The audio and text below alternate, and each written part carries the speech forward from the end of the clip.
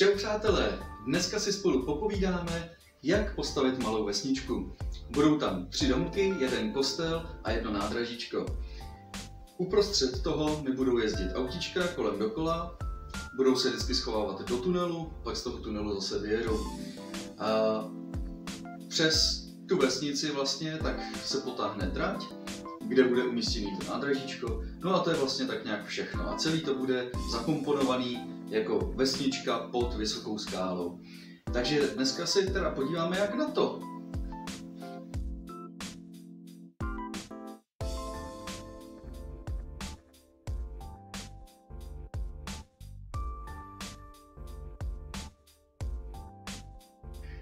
Přátelé, teď jedna vsuvka.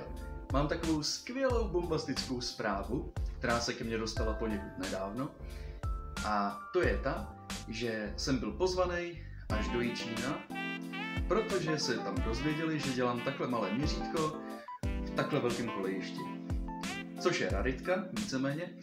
A jsem rád, že mě teda pozvali. Bude to výstava od 17.11. do 20.11. v Jičíně.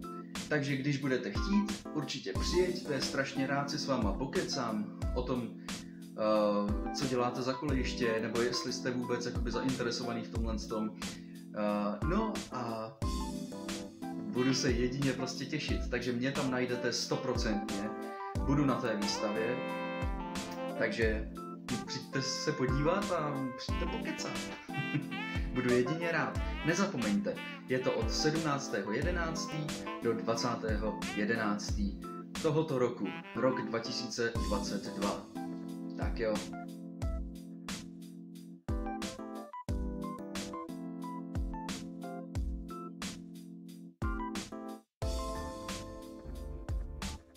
Tak, minule jsme pracovali na téhle části. Od té doby už jsem rozpracoval tady nějaké další části, respektive dopracoval. Ano. Takhle. Tady bude maják.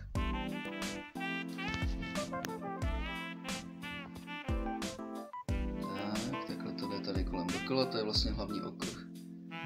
No, takže tak, to zatím mám hotový teď. No a dneska si budeme právě povídat o téhle části. To je ta vesnička, kterou budeme dělat.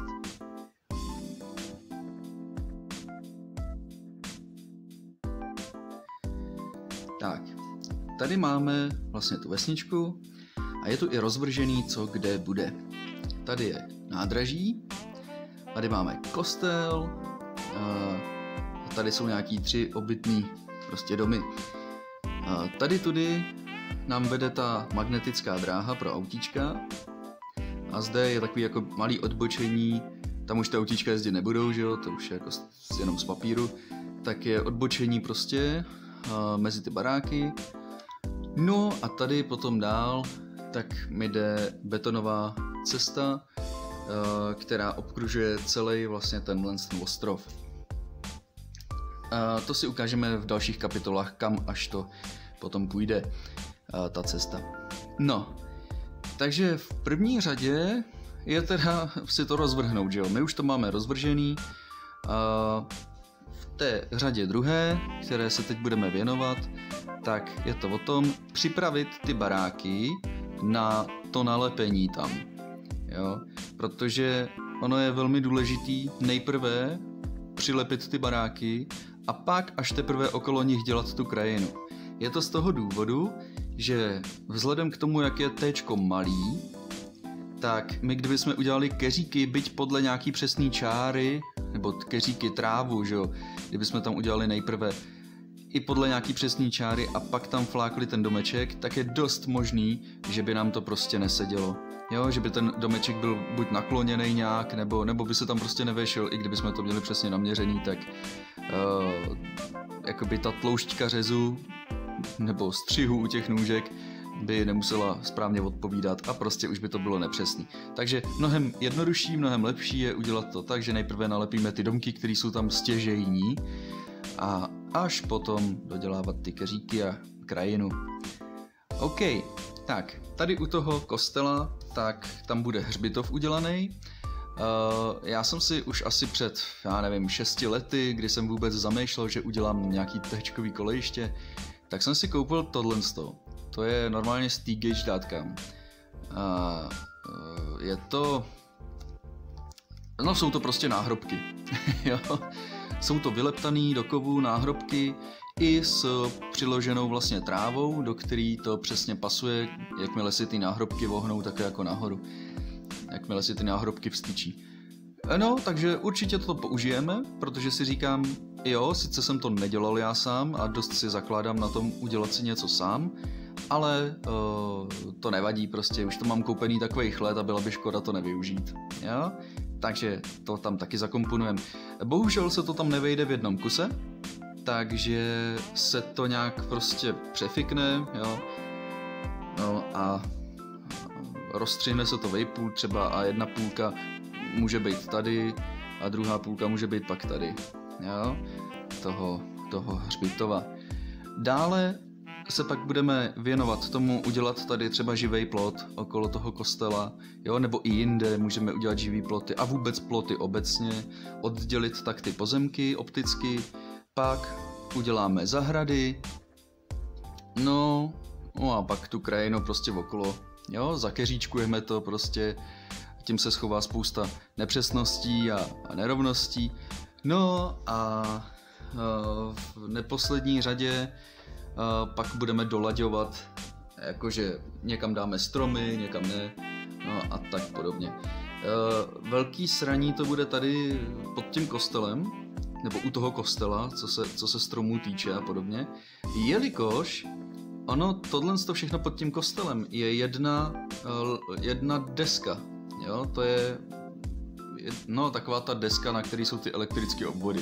No, takže jako my do toho nemůžeme vrtnout díru, aby jsme tam zasadili strom. V tom případě už je jenom potom jedna jediná možnost, vzít si ten stromeček, ustřihnout dole ten kmen a nalepit ho tam prostě na tupo.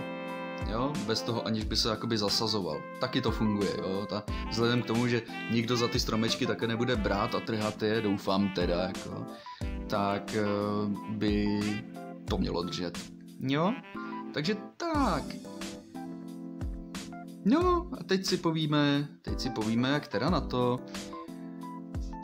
Nože, jak jsem teda už řekl, v první řadě je potřeba ty domečky připravit na to samotné přilepení na kolejiště.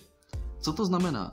Znamená to, že jestli si vzpomínáte, tak já jsem říkal, že každý ten baráček, včetně i toho kostela, bude osvětlený zevnitř. To znamená, že do něho jde světýlko, nějaká dioda. No, horší je to v tom, že vlastně, když se podíváme třeba na ten kostelík, tak on tady má takový krásný vitrážový okna, jo, tady tu rozetu a tak, jo. Ale když se podíváme zevnitř, tak si uvědomíme jeden problém. Ten problém je vidíte to tam i na tom videu, jo, že vlastně skrz ty okna tam prosvítá to, co je pod nima. Teď to vidíte dobře, jo. No a to je průser, že jo, protože jakmile my do toho dáme nějaký světlo, vys, tady mám svítilnu, jakmile my do toho dáme světlo, přímo ta dioda bude vidět. A to nechceme. My chceme, aby to světlo aby to zářilo všude prostě stejně, aby nešel vidět ten světelný bod uvnitř, protože to nevypadá reálně, jo? No a k tomu nám pomůže jedna úžasná věc. Já už to mám hotový například u tohohle baráčku, že když se ho otočíme vzhůru nohama, tak on je vystlaný takovouhle netkanou textilií. Jo, tahle netkaná textilie, ta se dá sehnat úplně v pohodě. A ta nám vlastně zaručí třeba 2 vrstvy té netkané textilie na těch stěnách zevnitř, nám zaručí, že vlastně nám rozostří to světlo z té diody, udělá to takovou difuzi toho světla, že vlastně ta dioda sama o sobě vidět nepůjde. Jo, tak já vám to předvedu, tady je docela dlouhý takový okno. Kdyby to tam nebylo, tak vidíte samotnou tu diodu. Jo, ale takhle ji nevidíte. Jo, takhle je to pěkně rozostřený, to světýlko. A to je přesně to, co my chceme. Také přes den ani nejde vidět, že by to přesto svítilo, ale věřte mi, v noci to svítí nádherně. Jo? Takže tak. To je přesně to, co my chceme. Je to mnohem lepší, než kdyby to tam nebylo. Jo? Takže tak. Takže jak na to? No prostě vezmeme si tu netkanou textilii. Já tady mám takovýhle velký útržek. Z toho si vystřihneme vlastně ten protikus, co půjde dovnitř, a zasadíme ho tam. Normálně to tam nelepím dovnitř, jo? Je to tam daný na volno a ono vlastní vzpěrou vlastně, tak se to tam zapře vlastním přičiněním toho materiálu a vlastní silou. No, a vlastně to nevypadne. Jo? Začneme něčím jednodušším, jako je třeba tahle zastávka Stromov. Stromov je název i té obce, kterou budeme dělat, protože to tady chci mít celý zalesněný, ten ostrov. Tak, podíváme se v první řadě, jak je to dlouhý a jak je to široký. A já to vezmu odhadem, jo. Tak prostě to vezmeme, střihneme si to. Nejprve si střihnu nějakou rovnou linku. Tak. A pak vejšku vlastně toho jednoho patra, jo, si střihneme.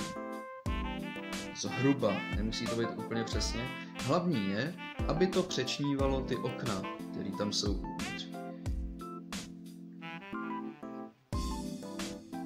To je to nejdůležitější. Protože to děláme hlavně kvůli těm oknům, že jo. Tak. Vidíme, že jsme docela dobrý. Takže tak. No, pak se to naohýbá podle stěn.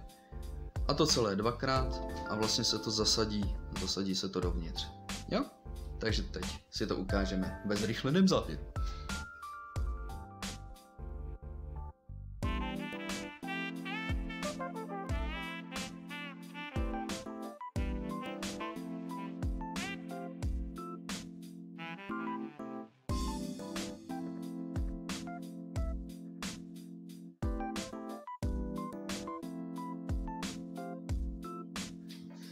Tak jo, tak tady to vidíte. Teď už je tam přidělaná zevnitř ta netkaná textilie. Z toho důvodu, aby nešla vidět právě ta dioda uvnitř, přímo ta dioda. Takže si to vyzkoušíme, vidíte, jak je to podsvícený, jo? Ale ta dioda samotná tam vidět nejde, což je super a je to přesně to, co jsme chtěli tím dokázat. Jo? Oproti tomu kostelíku, který ještě udělaný není, tak tam prostě vidíte tu diodu přímo. Dobrý. No, tak teď půjdeme na ten kostel právě, že?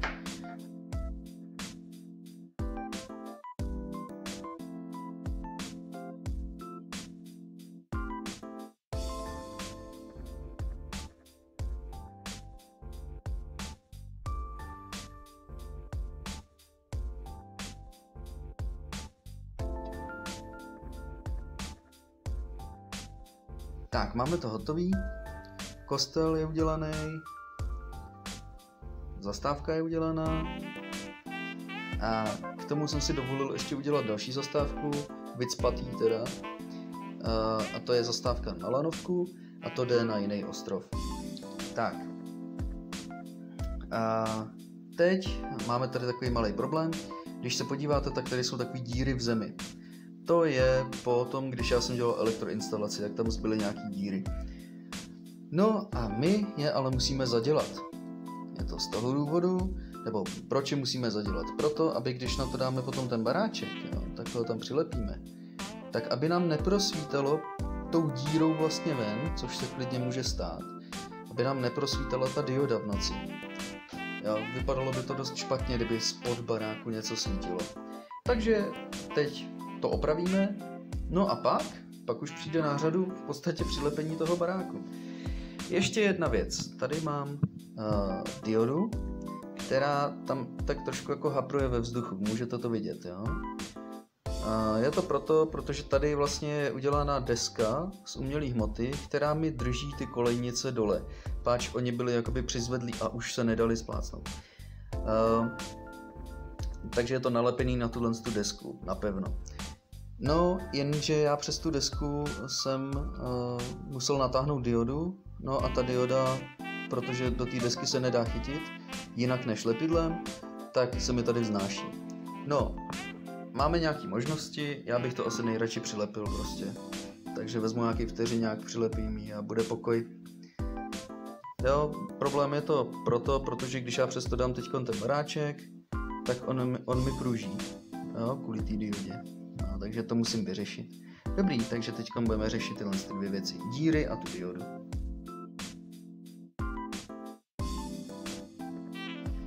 Na zalepení těch děr použijeme samozřejmě lepidlo a pak papír, který jsem si na jedné straně namaloval hnědou temperou, jo, nebo hnědou barvou, to je asi jedno, jakou použijete barvu.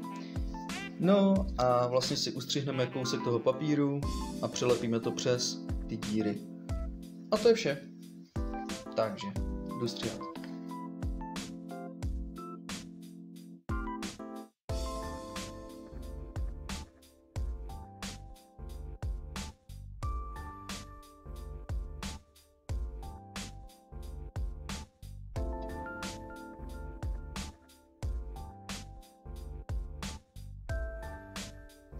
Tak jo, takže máme hotový tady ty plástve, řekněme, kterými jsme si překryli ony díry v tom polystyrénu.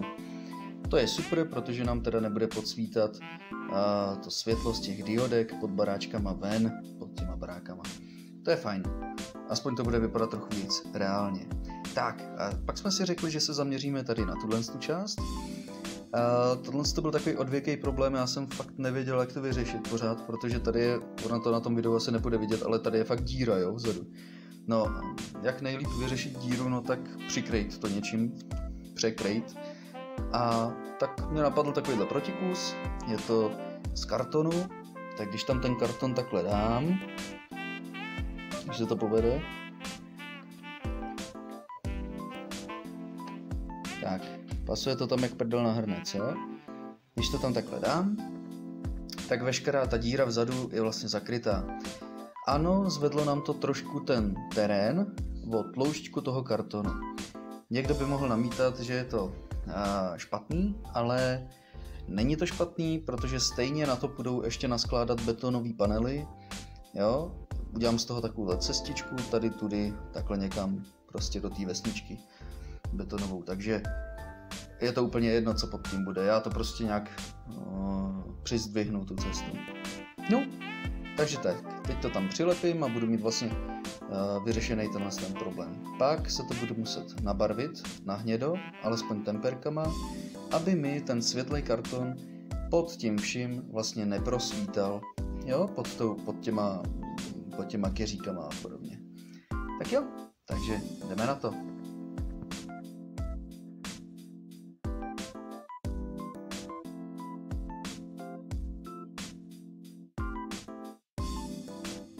Tak jo, máme to tady přilepený, máme to i nabarvený a teď už nám nic nebrání v tom tady nalepit všude ty baráčky, jo? Takže jo, půjdeme na to. Nic víc k tomu asi nelze potřeba dodávat.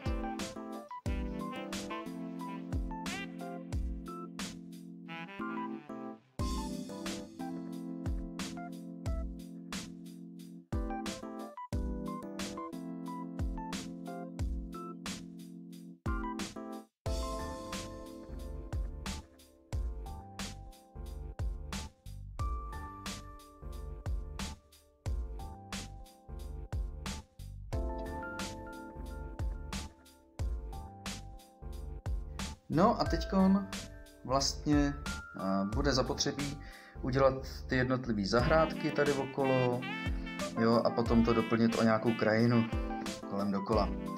No a hlavně největší sraní asi bude tady u toho kostela s tím hřbitovem. Z toho mám teda fakt bobky, jo, ale tak jako zvládneme to, musíme to zvládnout. Nože, takže tak. Každopádně tenhle kostelík se konečně taky dočkal, že už je zakomponovaný do kolejiště, protože ten kostel já jsem udělal před 7 lety už, jo. Takže on už má něco odžito. Ale až teď jsem ho přilepil na to kolejiště, konečně. Tak to vypadá.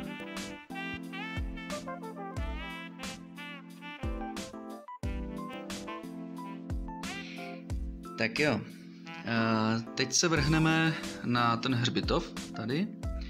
Takže hřbitov bude na 2 části. První část bude zde a druhá část bude zde.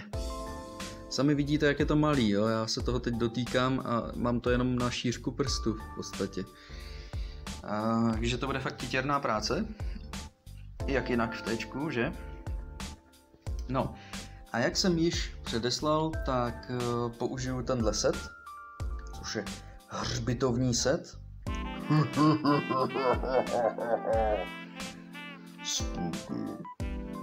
No a je to vlastně leptáno do kovu, do mosazy, s tím, že je k tomu ještě takový trávníček, kde jsou vypálený laserem místa, kam se to potom má jakoby zasadit, jo, tohleto. Nebo respektive ono se to má ohnout, ty náhrobky se mají ohnout v půlce, tam je taková ryska a mají se jakoby tím protlačit, no, tím trávníkem, jo, aby to bylo všechno na svých správných místech.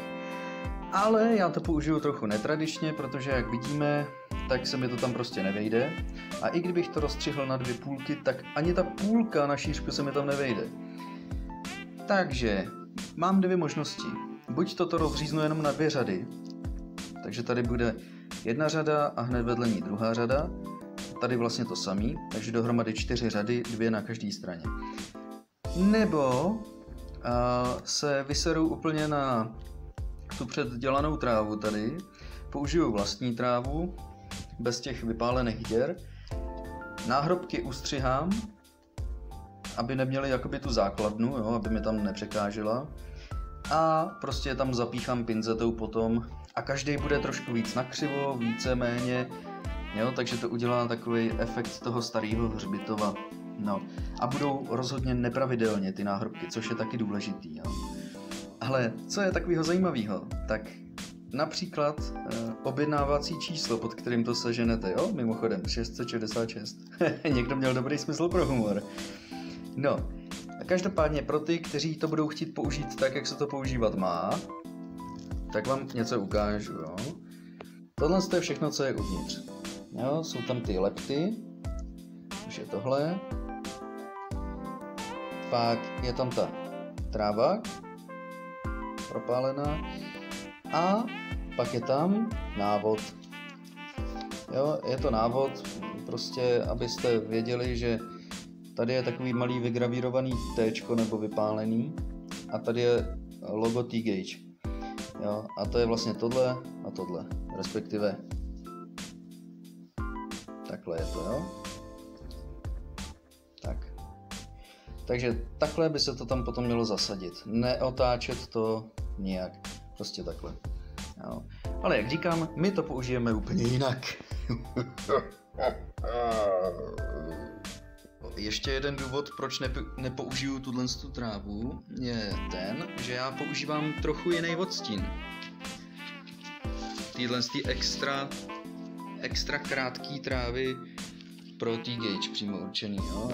Když to přiblížím, ono se to ani nedokáže. Jo, vidíte, že je to opravdu travička, jo, ale je to prostě malinkatý. Má to na výšku asi tak 0,5 mm. Jo, a ten odstín, když se to takhle ukážeme, ten odstín je úplně jiný. Jo, a bylo by dost divný, kdyby tady byl jiný odstín, než u těch zahrádek, jo, kde to plánuju taky tu krátkou travičku. Takže tak. Takže to je taky další důvod, proč nepoužiju tu předem určenou trávu na ty náhrobky. OK, jdeme na to. Teď to budeme muset nabarvit.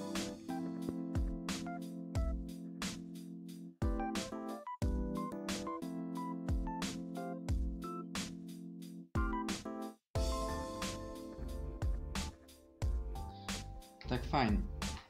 Náhrobky máme nabarvený a teď je potřeba udělat vlastně tu trávu, která je udržovaná, takže je krátká, hezká, světlá, tak tu trávu, která obklopuje vlastně ten hřbitov, nebo teda, pardon, ten kostel. Jo. A to uděláme jednoduše, vezmeme si obyčejný papír, nějaký odpadový takovej, a na ten my si načrtneme vlastně půdorys, zjednodušený půdorys toho, kde ta tráva bude. No pak to vystřihneme, přiložíme, uvidíme, jestli to sedí, pokud jo, tak podle toho papíru vystřihneme i tu trávu. Jo, tuto. Takže tak. Nevím, jestli to v tom videu bude úplně vidět, možná, že to budu dělat trošku mimo záběr, ale to bude.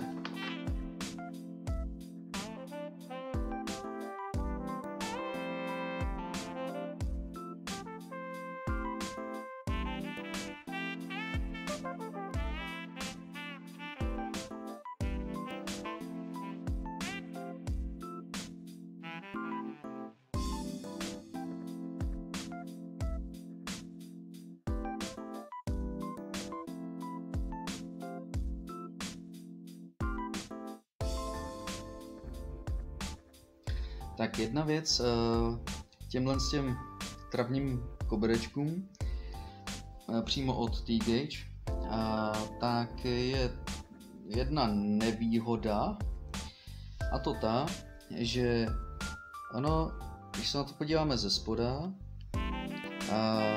tahle vrstva, ta s tou trávou, tak je samolepící a tohle je jenom papírek, který to chrání. No, jak to tak bývá u těch samolepících věcí, moc to nesamolepí, jo? Takže my stejně potřeme i tu lepivou část potřeme Herkulesem, disperzním lepidlem. Protože co jsem si tak zjistil, při různých experimentech, tak to drží potom asi tak 10krát víc. Takže doporučuji vám namazat to ještě nějakým lepidlem navíc, i když je to samolepící, jo? Bude vám to držet rozhodně líp.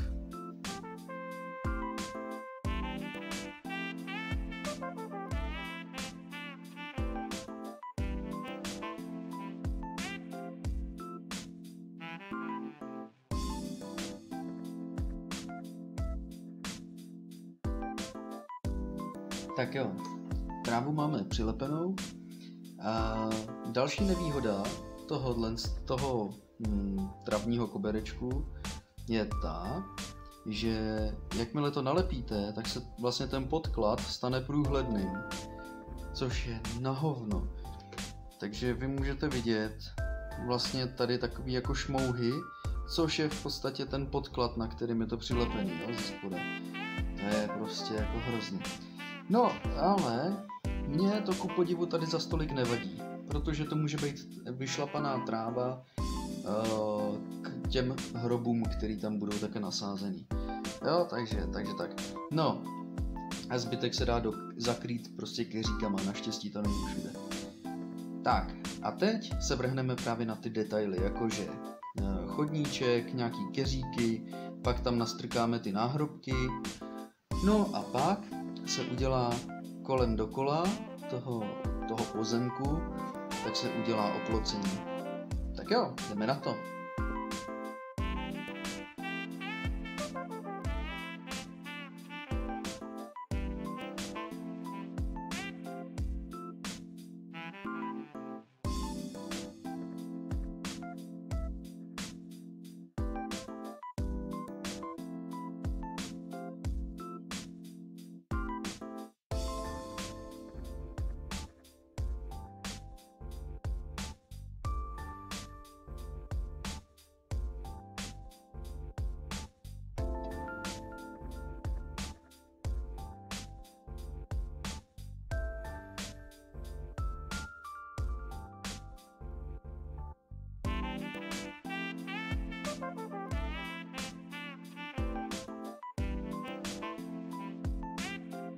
Takže hřbitov máme vlastně dodělaný, jsou tam veškeré náhrobky, jsou tam keříčky a jsou tam i malé stromy. Tak, a teď by to chtělo nějak ohraničit. Čím my to ohraničíme? Uvažoval jsem nad spoustou druhů různých zdí nebo jako taky ploty a tak, jenomže se mi tam nic nelíbilo. Tak jsem si řekl, že tam udělám stejně jako v tom druhém městěčku, takže tam udělám živý ploty. Takže tenhle je materiál, ze kterého já to dělám. Je to netkaná textilie, obarvená prostě na zeleno. Jo, určitě to všichni znáte, dá se to sehnat v podstatě asi i v papírnictví. No, takže z toho já si uříznu nebo vystřihnu tenký proužek, řekněme tak 2 až 3, spíš ty 3 mm vysoký. No a pak si to tam kolmo také nalepíme. Jo, bude to vlastně na 2 části, protože tady je chodníček, takže aby se přesto dalo jakože samozřejmě chodit, jo.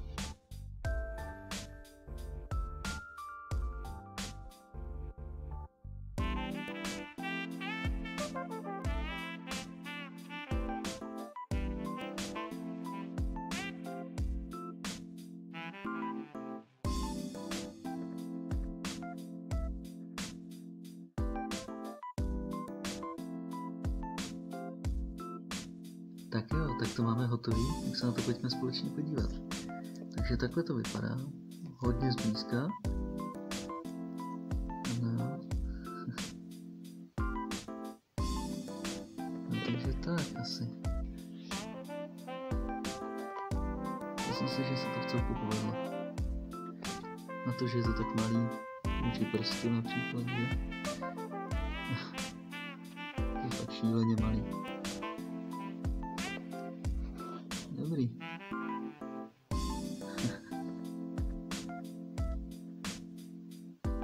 Tak. No a teď ten zbytek.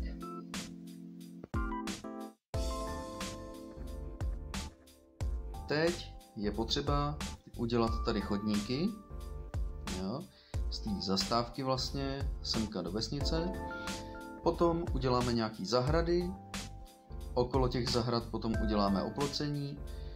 No a pak vlastně přijde na řadu to, že všude nastrkáme ty keříky, takovou tu travinu. No a pak se tam všude zapíchají stromky a v podstatě to bude hotový.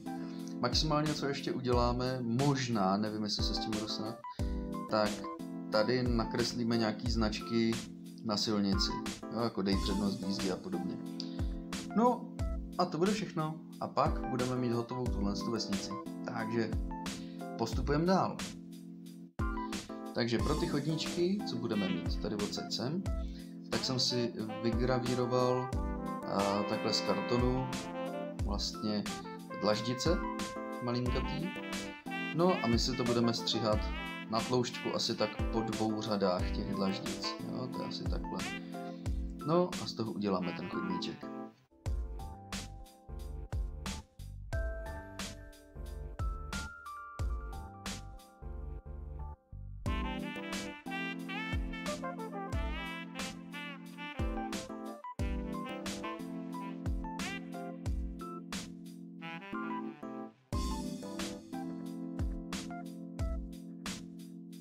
Takhle to vypadá krásně. Takže co tady můžeme vidět? Přibyly nám tady všude keříky, jo? A tady můžeme vidět 2 zahrádky, které taky přibyly.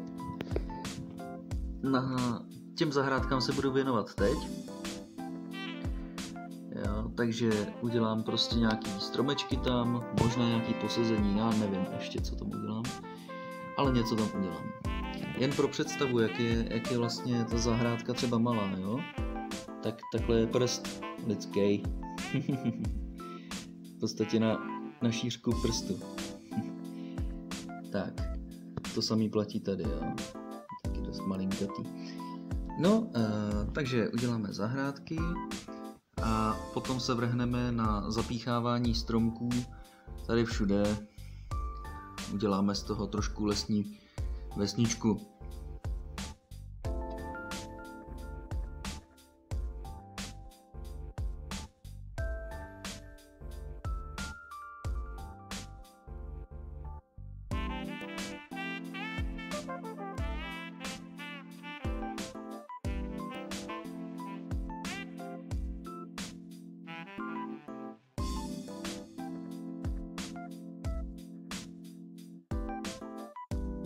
Tak jo, takže stromečky máme zasazený. Teď se můžeme podívat, jak to teda vypadá všechno. Vypadá to docela dobře. Celku se to povedlo celý. Tak jsem rád. Je to fajn. Vypadá to dobře.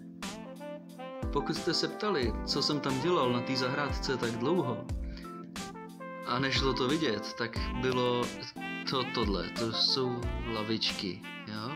A tohle to je můj ukazováček, to je můj prst. Takže si dokážete představit asi, jak je to malý.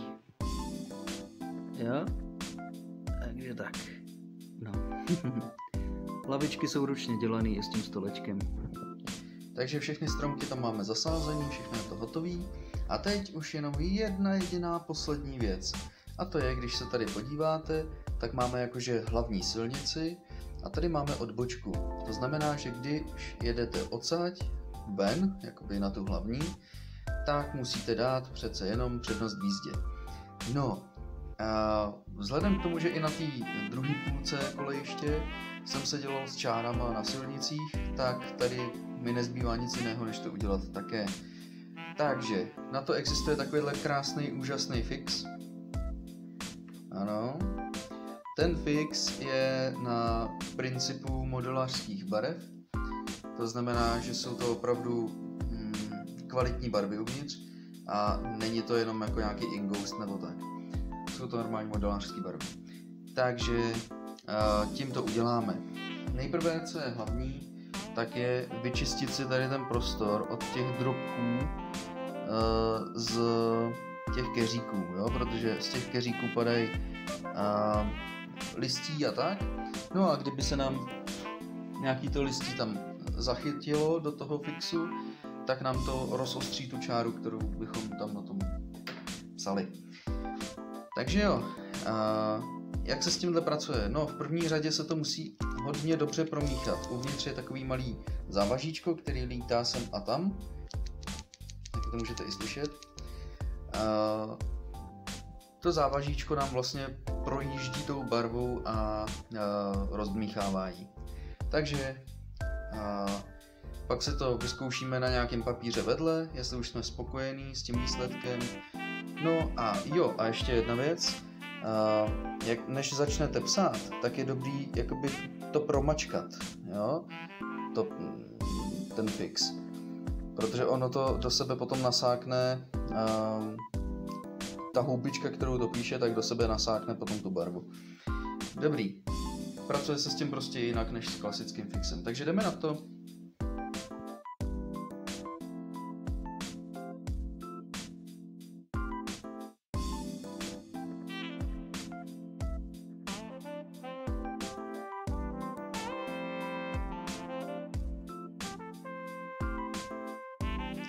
Tak jo, přátelé, teď se podíváme, jak vytvořit takovéto červené skály. Jsou to skály pískovcové a můžete je znát třeba z různých westernů a podobně, kdy se mezi nimi proháněli kovbojové a tak.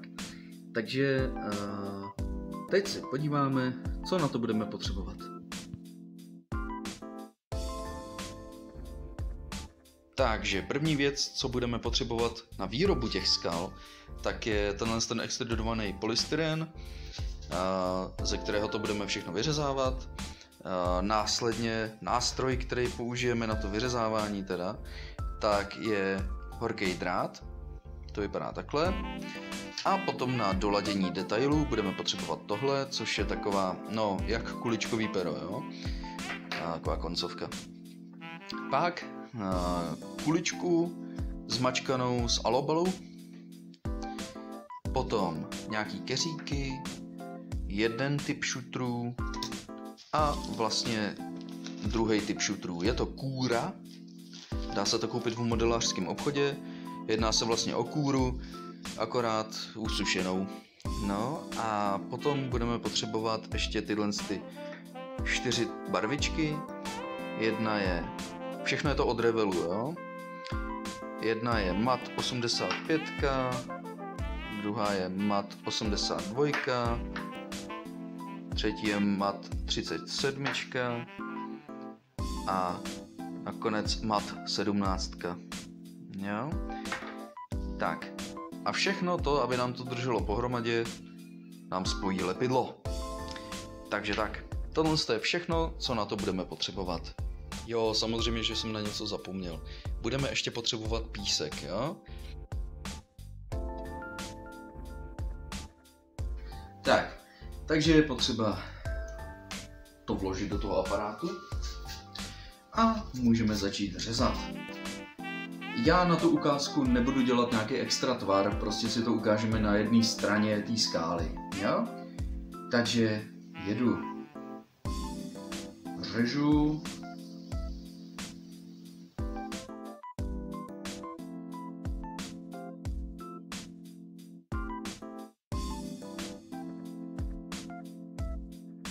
Tak, cajk. Základní tvar máme hotový. Teď bude potřeba udělat tam drobátko detailů. Na to využijeme takovýhle nástavec, vypadá to jako hrot pro pisky v podstatě, jo? A co budeme dělat? Budeme dělat takové malé zářezy vedle sebe a to nám vlastně udělá, jakoby, když to řeknu laicky, udělá nám to letopočty vlastně té skály, jo? Jednotlivý ty vrstvy. Tak. Takže jdeme na to. Jo, vidíte, najednou je tam takhle čára udělaná. A když těch čár uděláme 1000 vedle sebe, tak to bude vypadat dobře. Snažme se udržovat vždycky u těch čár z jakýkoliv strany vlastně té skály stejný úhel. To znamená, že já na téhle straně skály to klopím takhle, ale když to otočím, tak vlastně to klopení na té druhé straně skály bude opačně, že jo? Aby to směřovalo vlastně skrz tu skálu jakoby stejně. Takže tak.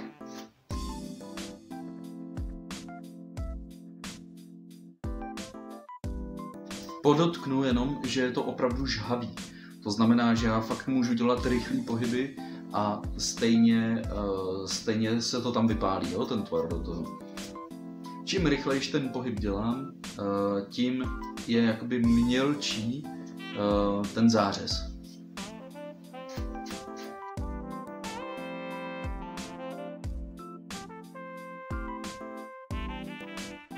Tak, hotovo.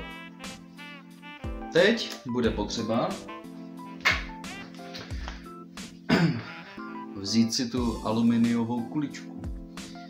Je to normální plát kuchyňského alobalu, zmačkaný do kuličky, nebo aspoň do něčeho, co kuličku vzdáleně připomíná. A teď s tím budeme vlastně zatlačovat tu kuličku dovnitř do toho materiálu.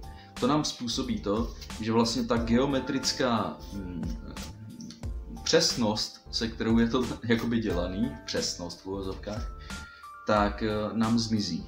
Jo, udělá to tam jakoby větší náhodnosti v tom. Tak jdeme na to. Takže vezmu tu kuličku a takhle ji do toho zatlačím. Tak. A teď můžete vidět, co nám to udělalo. Vypadá to mnohem více přírodně, protože ty rysky nejsou tak rovný, je to zhroucený drobátko, jo? Takže jako ve skutečnosti. Tak. Samozřejmě nepřežeňte to, protože pokud to přeženete, tak vlastně to, co jste si vyřezali tím horkým drátem, tak úplně zmizí.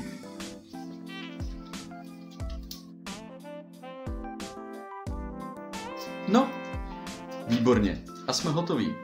Co se tvaru té skály týče. Takže já nevím, jestli to tam vidíte, jak se ty stíny mění, asi teď. Stále jsme zachovali vlastně to, že když se změní úhel světla, tak tam jdou vidět ty jednotlivé hrany a vlastně ty drážky, ale přitom to není tak strašně hluboký, jo? Že je to prostě zahlazený drobátko tím alobalem, tou alobalovou kuličkou. No a to je tak, jak by to mělo vypadat. Tak, a teď přijde na řadu písek. Lepidlo a písek.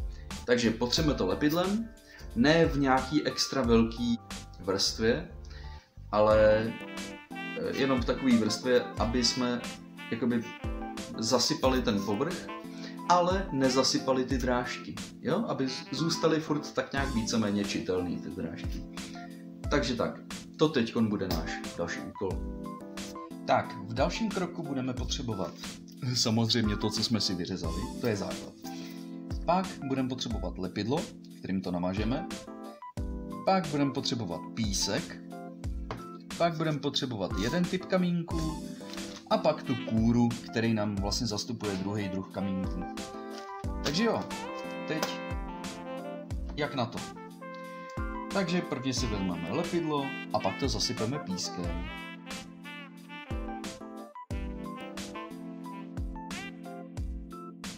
Tak, teď jsme si to natřeli tím lepidlem a teď bude potřeba, jako když si sypete solí, tak sypat na to ten písek. Takže jdeme na to. Takhle to vysypáme pěkně. Ano. A vždycky udusáme. Jo? Takže tak.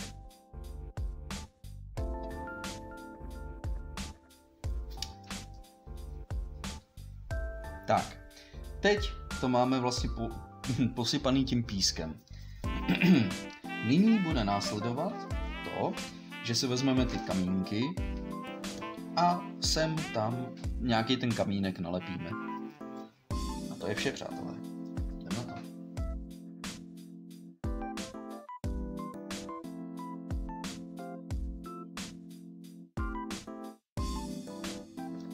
Tak, přátelé, hotovo. Pro tu ukázku si myslím, že to stačí. Jo, máme tam nějakých 1, 2, 3, 4, 5, 6, 7 kamínků a no, já myslím, že to prostě stačí. Jo, takže teď to musíme nechat uschnout a potom to přebarvíme.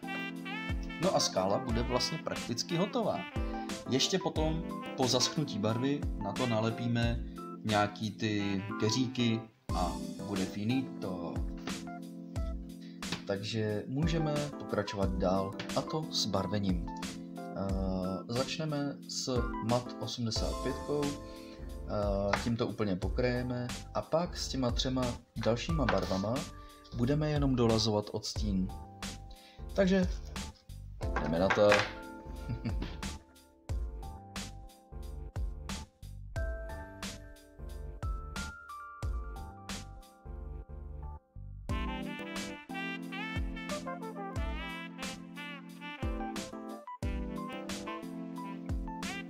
Tak jo, takže základní nátěr máme hotový.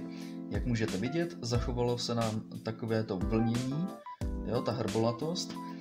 No a teď je na řadě dodělat takové ty jemné odstíny, ty nuance, které nám dělají tu skálu realističtější.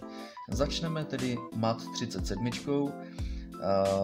kterou si zředíme a potom ji budeme nanášet na určitá místa, nebo jenom na některá místa. No a pak to samý uděláme s mat 82 a s mat 17. Takže tak.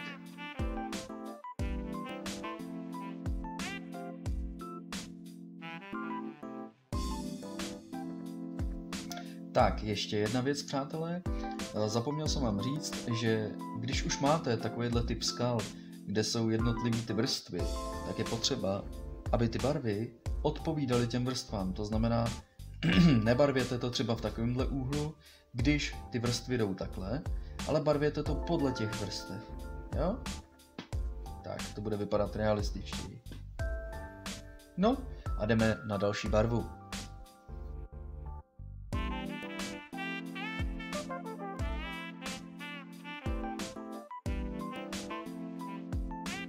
Tak, i druhá barva už nám zaschla, víceméně, a teď je teda na čase na tu třetí barvu. Je to mat 17 a tu my použijeme trochu jinak. Nebudeme ji ředit, ale vezmeme si kousek té barvy, štětec, kterým to nabereme, otřeme do papíru a metodou suchého štětce, tudíž na tom štětci bude jenom trocha té barvy, přetáhneme celou tu skálu. To znamená, že nám vlastně ta barva se usadí jenom na těch vystouplých místech a zvýrazní nám tak tvar té skály. Takže jdeme na to.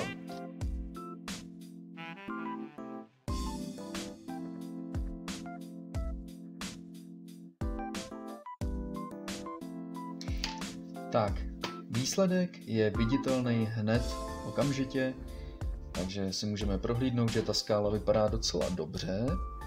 Jo. No takže já jsem spokojený.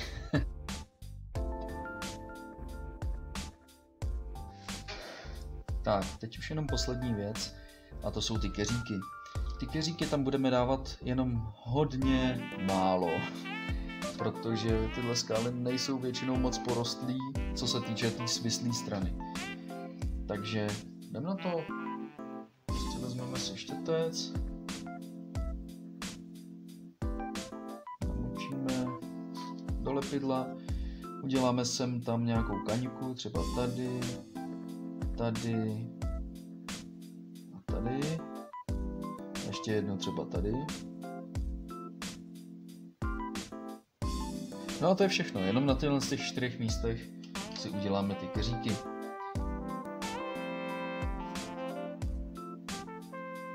Tak, teď to tam vsadíme. No, výborně. Tada! A skály jsou hotové. Takže takhle se dělají, takhle se vyrábí tyhle skály.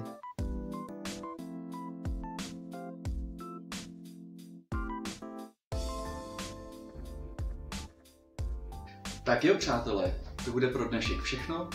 Já se s vámi loučím. Děkuji vám, že jste se na toto video podívali, že jste ho zhlídli až sem. A pokud budete chtít, tak dejte odběr a like. Pro mě to bude znamenat jenom další potvrzení toho, že mám pokračovat v této tvorbě. A uvidíme se příště. Tak jo, takže čau.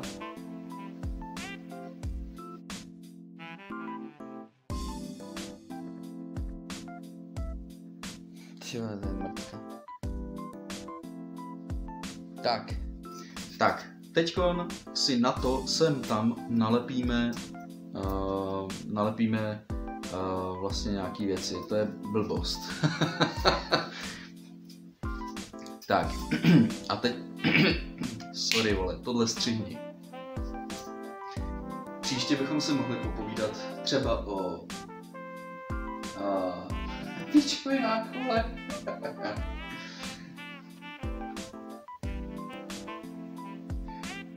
Tak jo, takže čau.